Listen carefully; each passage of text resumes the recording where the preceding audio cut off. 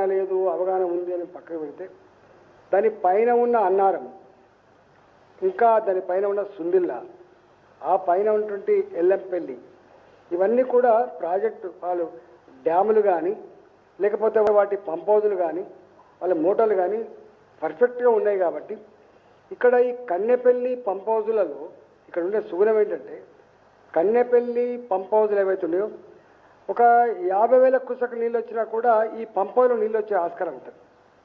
ఇప్పుడు 90,000 లక్ష క్యూసెక్ నీళ్ళు పోతున్నాయని అంటున్నారు. కాబట్టి మీకు తెలిసి ఎలినినో వచ్చింది, భయంకరమైన కరువు రాబోతుందని చెప్పి అంటున్నారు.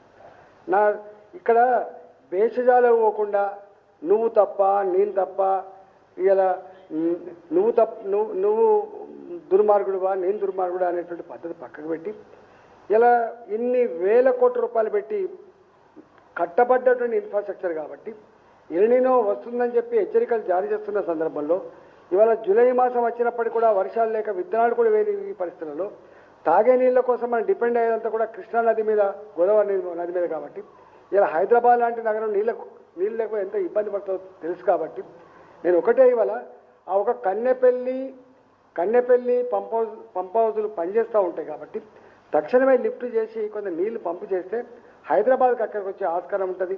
కొంత గొడ్డు గోదకు నీళ్ళు అక్కడికి వచ్చే ఆస్కారం అయితే తప్పకుండా ఉంటుంది.